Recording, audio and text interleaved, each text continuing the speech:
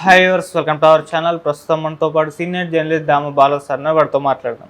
నమస్కారం సార్. నమస్తే సార్, పవన్ని తొక్కేస్తున్న చంద్రబాబు అంటూ ఒక వార్త వైరల్ అవుతుంది సార్. అంటే పవన్ కళ్యాణ్ గారికి ఇవ్వాల్సినంత ఇంపార్టెన్స్ చంద్రబాబు నాయుడు గారు ఇవ్వట్లేదు, చిన్న చిన్న వర్క్స్ మాత్రమే ఆయన వాడుకుంటున్నారు తప్పితే ఎటువంటి ఇంపార్టెన్స్ అయితే ఇవ్వట్లేదు అంటున్నారు. మరి దీన్ని మీరు ఏ విధంగా చూస్తారంటారు సార్?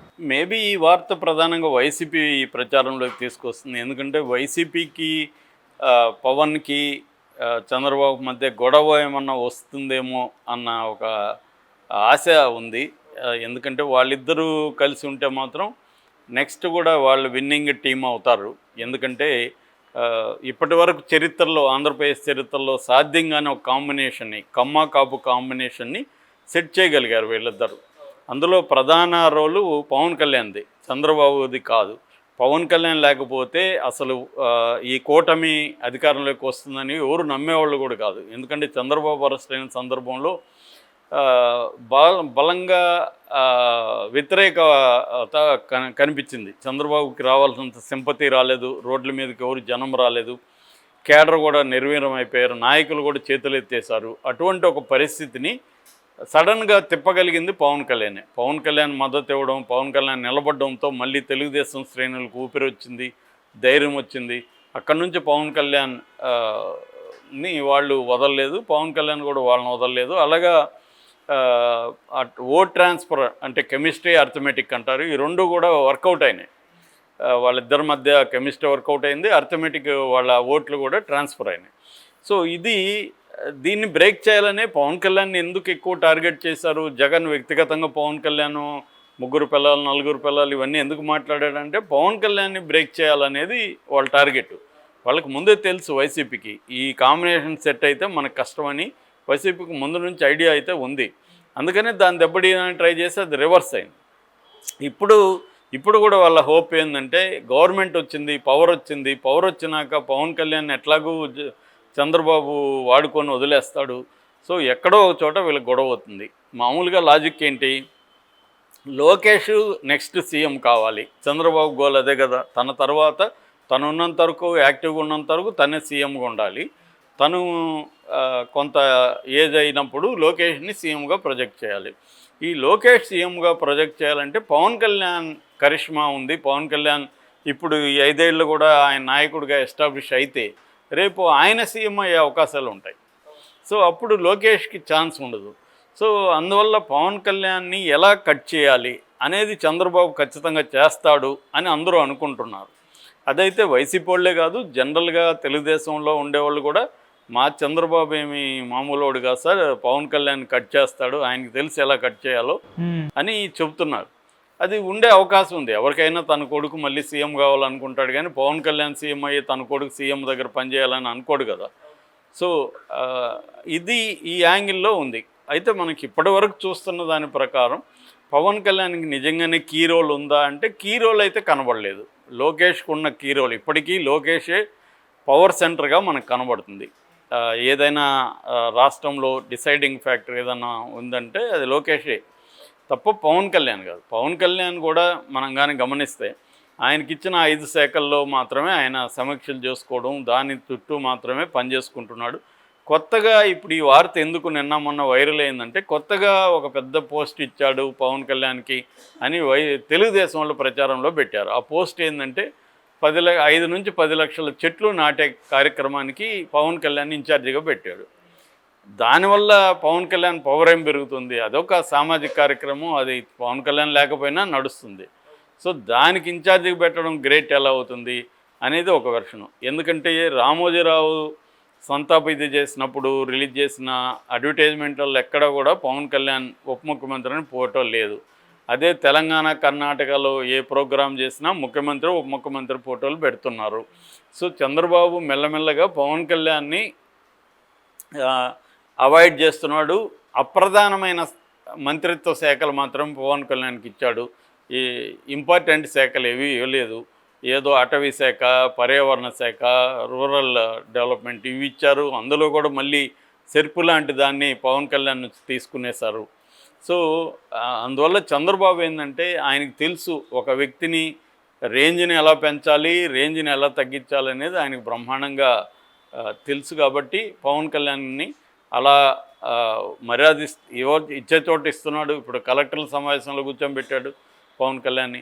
అక్కడ మళ్ళీ ఏంది పవన్ కళ్యాణ్ ఆయన అనుభవం నుంచి నేను నేర్చుకుంటాను, ఆయన నాకు నేర్పించాలి, ఈ మాటలు మాట్లాడాడు తప్ప పవన్ కళ్యాణ్ స్వతంత్రంగా ఎక్కడ కూడా మాట్లాడే పరిస్థితి కనపడలేదు. ఇప్పటి వరకు చూస్తే పవన్ కళ్యాణ్కి ఇవన్నీ తెలియదా? అందరికీ తెలిసినప్పుడు పవన్ కళ్యాణ్కి తెలియకుండా ఉంటుందా? చంద్రబాబు నన్ను సీఎం కానివ్వకుండా కొడుకుని సీఎం అవ్వడానికే ట్రై చేస్తాడని పవన్ కళ్యాణ్కి తెలీదా? పవన్ కళ్యాణ్ కూడా తెలివైన రాజకీయ నాయకుడే. ఆయన ఏంటంటే ప్రజెంట్ సిచ్యువేషన్ ఏంటి, ఈ ప్రజెంట్ సిచ్యువేషన్లో నా రోల్ ఏంటి, నేను ఈ ప్రజెంట్ సిచ్యువేషన్లో ఎలా ఉండాలి అనేది తను ప్లాన్ చేసుకునే ఉంటున్నాడని నేను అనుకుంటున్నా. అతనేం తెలివి తక్కువ రాజకీయ నాయకుడు అయితే కాదు. సో అతను పరిస్థితుల్లో బట్టి మనం వెళ్ళాలి, ఇప్పుడు మనం డామినేట్ చేయకూడదు అనేది తనకుంది. ఎందుకంటే చంద్రబాబుకి పవన్ కళ్యాణ్ అవసరం ఇప్పటికిప్పుడైతే లేదు, నెక్స్ట్ ఎలక్షన్లో మళ్ళీ ఖచ్చితంగా ఉంది. ఇప్పుడైతే గవర్నమెంట్ ఏమి కూలిపోదు, ఆయనకి 135 సీట్స్ ఉన్నాయి చంద్రబాబుకి.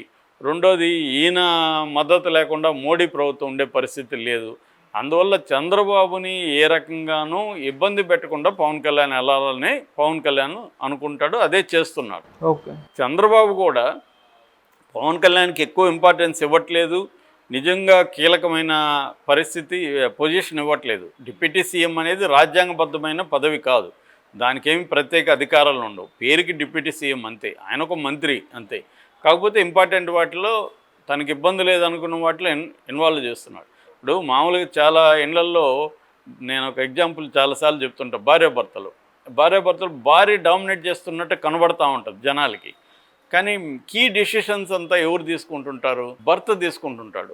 సో రియల్ పవర్ అంటే అర్థం ఏమి? డెసిషన్ మేకింగ్ ఎవడు తీసుకుంటున్నాడో వాడు పవర్ఫుల్. ఊరికి అరవడం కాదు, నలుగురిలో తిట్టచ్చు, నీకు బుద్ధి ఉందా లేదా, ఎంతసేపు వెయిట్ చేస్తా రా అనొచ్చు భర్తని. కానీ వాడికి తెలుసు ఎక్కడ డెసిషన్లు తీసుకోవాలి, ఈమెను ఎలా కంట్రోల్ చేయాలనేది వాడికి తెలుసు. సో రియల్ కంట్రోల్ అంతా భర్త పెట్టుకుని ఉంటాడు. ఈమెమో పైకి చూస్తే భార్య డామినేట్ చేస్తుందేమో అనుకుంటారు. నేను అందుకే ఎవరినా కలిసి అడుగుతుంటా, మీ ఇద్దరిలో కీ డెసిషన్స్ ఎవరెవరు తీసుకుంటారని. మీ ఇద్దరం తీసుకుంటామని చెప్తుంటారు, కానీ అది ఫైనల్గా ఎవరు తీసుకుంటారో మనకు తెలిసిపోతుంది ఇంటరాక్ట్ చేసి. అలాగా ఇక్కడ కూడా ఏంటంటే కీ డెసిషన్స్ అంతా పవన్ కళ్యాణ్ తీసుకుంటున్నాడా, లోకేష్ వీళ్ళిద్దరిని కంపేర్ చేస్తే లోకేష్ తీసుకుంటున్నాడు. ఇప్పుడు ఏదన్నా ఇంపార్టెంట్ పని కావాలనుకో, ఒక ఎన్ఆర్ఐకి ఇంపార్టెంట్ పని కావాలా, ఎవరిని కలవాలని ఆలోచించినప్పుడు లోకేష్ని కలవాలనేదే ఎక్కువ మంది నేను విన్నది కూడా. లోకేష్ని కలిస్తే మీకు పని అవుతుంది అనేది చెప్తున్నారు తప్ప పవన్ కళ్యాణ్ కలిస్తే పని అవుతుందని ఊరు చెప్పట్లే. ఎందుకు? రియల్ పవర్ ఎక్కడుందో తెలిసిపోతుంది. ఈ డిసైడింగ్ ఫ్యాక్టరు అనేది లోకేష్ దగ్గరే ఉంది. ఇప్పుడు ఇది పవన్ కళ్యాణ్కి తెలీదా? తెలుసు. కానీ ఈ ఉన్న కాంటెక్స్టు, ఈ సిచ్యువేషన్లో మన రోల్ ఏంటి, మనం ఇప్పుడు కొత్తగా అనుకోని ఒక పరిస్థితి వచ్చింది, 100% స్ట్రైక్ రేట్ వచ్చింది, దీన్ని ఉపయోగించుకొని మన ముద్ర మెల్లమెల్లగా చేసుకుంటూ వెళ్దాము, చూద్దాము ఫ్యూచర్లో ఎట్లా ఉంటుంది, దాన్ని బట్టి మనం స్టెప్ తీసుకున్నాం అని పవన్ కళ్యాణ్ ఆలోచిస్తున్నాడు. అతని ఆలోచన కరెక్టే, ఎందుకంటే దుందుడుగ్గా వెళ్ళి ఉన్న పరిస్థితిని చెడుపుకోవడం అనేది పవన్ కళ్యాణ్కి ఇష్టం లేదు. సో అందువల్ల పవన్ కళ్యాణ్ ఒక క్లారిటీతో పవన్ కళ్యాణ్ వెళ్తున్నాడు, చంద్రబాబు ఒక క్లారిటీతో చంద్రబాబు వెళ్తున్నారు. వీళ్ళిద్దరి మధ్య ఘర్షణ వాతావరణం ఇప్పటికిప్పుడైతే వచ్చే అవకాశం లేదు. అది వైసీపీ వాళ్ళకి తెలుసు, అయినా కూడా ట్రై చేస్తున్నారు. ఎక్కడో పవన్ కళ్యాణ్కి తగ్గించేశారనో ఇంకోటి అని. ఖచ్చితంగా పవన్ కళ్యాణ్కి ఎక్కడ ఉంచాలో అక్కడే ఉంచుతున్నాడు చంద్రబాబు కూడా. సో అది పవన్ కళ్యాణ్ కూడా ఆ ప్లేస్ని ఎంజాయ్ చేస్తున్నాడు. కాబట్టి వీళ్ళిద్దరి మధ్య ఘర్షణ ఎప్పుడు వస్తుంది? పవన్ కళ్యాణ్ అసంతృప్తికి గురైతే వస్తుంది. అసంతృప్తికి గురి కాడు పవన్ కళ్యాణ్. ఎందుకు గురి కాడు అంటే అతనికి క్లారిటీ ఉంది, నా రోల్ ఇది, ఇప్పుడు నేను ఇది చేస్తాను, ఈ 5 ఏళ్లలో ఇలా ఉందాము, మెల్లమెల్లగా మనం పెంచుకుందాం. అందుకనే పవన్ కళ్యాణ్ మనం గమనిస్తే జనసేన పార్టీ బలోపేతానికి ఈ మధ్య చాలా సీరియస్గా ట్రై చేస్తున్నారు. ఎందుకంటే అధికారం కూడా ఉంది కాబట్టి దాదాపు 10 లక్షల సభ్యత్వం ఎంతో టార్గెట్ పెట్టుకొని పనిచేస్తున్నారని చెప్తున్నారు. సో అందువల్ల పవన్ కళ్యాణ్ ఏంటంటే, ఒకటి పార్టీ నిర్మాణాన్ని అభివృద్ధి చేసుకుంటూ రావడం, 2 తన ముద్ర పరిపాలనలో చూపించుకుంటూ రావడం, తను నేర్చుకోవడం. ఎందుకంటే ఆయనే చెప్పాడు నేను ఇంటర్మీడియట్ కంప్లీట్ చేయలేదని. కాబట్టి ఎడ్యుకేషన్ అంతకంటే ఎడ్యుకేషన్ ఏమి లేకపోయినా పర్లేదు, నిజానికి ఆయనకి మిగతా నాలెడ్జ్ ఉంది, పుస్తకాలు చదువుకున్నాడు, ఇవన్నీ ఉన్నాయి. కాబట్టి అతను అడ్మినిస్ట్రేషను ఇవన్నీ నేర్చుకోవడం, ఈ క్రమంలో మెల్లగా మోడీ దగ్గర కూడా ఎలాగో అతనికి ఇంపార్టెన్స్ ఉంది. ఇవన్నీ చేసుకుంటూ పవన్ కళ్యాణ్ స్లోగా ఇది చేస్తారు.